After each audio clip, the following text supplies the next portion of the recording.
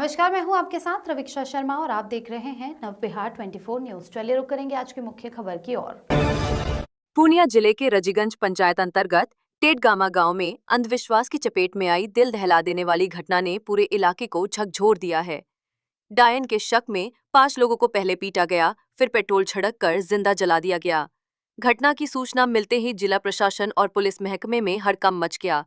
पूरी रात अधिकारी गांव में कैंप करते रहे। घटना की शुरुआत रामदेव उरांव के बेटे की अचानक तबीयत बिगड़ने से हुई। इलाज की बजाय परिजनों ने गांव के झाड़ फूंक करने वाले बाबूलाल उरांव से मदद ली।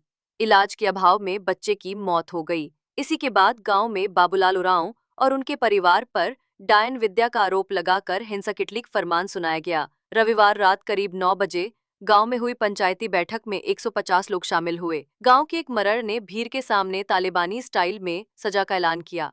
इसके बाद उग्र भीड़ ने बाबूलाल उरांव, उनकी पत्नी सीता देवी, मां कातो देवी, बहू रानी देवी और बेटे मंजीत कुमार को घर से खींचकर 50 मीटर दूर एक सुनसान जगह पर ले जाकर पहले बुरी तरह पीटा और फिर सभी को खूंटे से बांध दिया। बाद में उनके शरीर पर पेट्रोल डालकर आग के हवाले कर दिया गया। रात करीब 1 बजे शवों को एक ट्रैक्टर पर लादकर पास के तालाब में फेंक दिया गया। घटना के प्रत्यक्षदर्शी और मृतक बाबूलाल उरांव के पुत्र सोनू ने अपनी आंखों के सामने परिवार को जलते देखा। खुद की जान बचाने के लिए वो मौके से भाग निकला और अगली सुबह पुलिस को पूरे कांड की जानकारी दी। सोनू की गवाही पुलिस जांच में सबसे अहम साबित हुई है। घटना की गंभीरता को देखते हुए DIG Prem Kumar Mandal, SP Sweety सहलावत, DM Anshul समेत तमाम आला अधिकारी मौके पर पहुंचे और जांच शुरू कराई। डॉग स्क्वाड और मोबाइल फोरेंसिक टीम की मदद से तालाब से 5 शव बरामद किए गए। गांव और आसपास के इलाकों में भारी संख्या में पुलिस बल की तैनाती की गई है। पुलिस ने इस मामले में अब तक 23 लोगों को नामजद करते हुए कुल 150 लोगों के खिलाफ एफआईआर दर्ज की है। ट्रैक्टर मालिक सहित 2 मुख्य आरोपियों को गिरफ्तार कर लिया गया है और शवों को फेंकने वाला ट्रैक्टर जब्त कर लिया गया है। डीआईजी प्रेम कुमार मंडल ने कहा कि 21वीं सदी में ऐसी घटना शर्मनाक है और समाज को कलंकित करने वाली है। उन्होंने भरोसा दिलाया कि दोषियों पर कड़ी कार्रवाई होगी। सदर विधायक विजय खेमका ने भी घटना स्थल का दौरा किया और कहा कि इस अमानवीय घटना में कोई सियासत नहीं होनी चाहिए। अपराधियों को सरकार बख्शेगी नहीं। साजिश पोस्टमार्टम के लिए गया हुआ है और इस थाने में भी उस परिवार के जो बहन है, माता जी वगैरह आई हुई है, मैं उनसे भी मिला हूँ और उस घटना में पुलिस ने जो मुझे जानकारी है 3 जो अभियुक्त हैं, अपराधी हैं, उनको गिरफ्तार भी किया है। पूरा गांव दहशत से खाली है, कोई गांव में वहाँ टोले में नहीं है। मुझे पूरा विश्वास ही नहीं, जो पुलिस जिस ढंग से सक्रिय है, जो भी इसमें सम्मिलित अपराधी है वो कोई बचेंगे नहीं।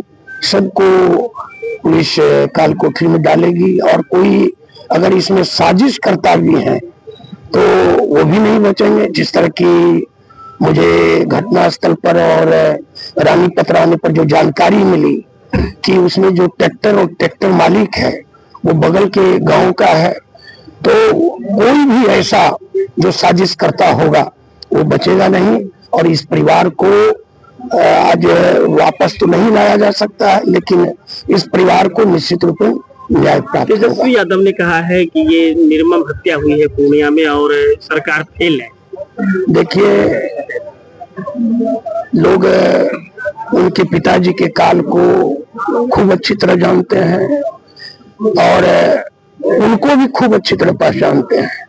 इस तरह की घटना में किसी को राजनीति नहीं करनी चाहिए। ये उस परिवार के प्रति संवेदना रखनी चाहिए।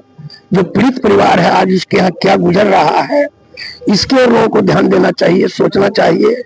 और इस तरह का कोई भी इस दुख की घड़ी में बयान सामाजिक नहीं है, वो उस परिवार के अनुकूल नहीं है। और राजनीति अगर करनी है तो अनेक बात है, कुछ भी हम कह सकते हैं, लेकिन इस सरकार में कोई भी अपराधी चाहे कितना ही बड़ा हो, चाहे कहीं हो, कोई भी साजिश करता चाहे कैसा भी हो, वो बचेगा नहीं।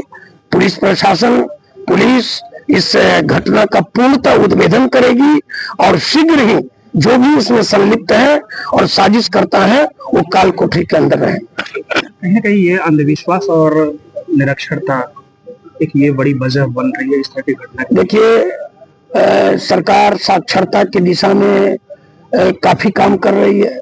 इसी पूर्णिया में प्राथमिक विद्यालय, मिडिल स्कूल, हाई स्कूल कम थे।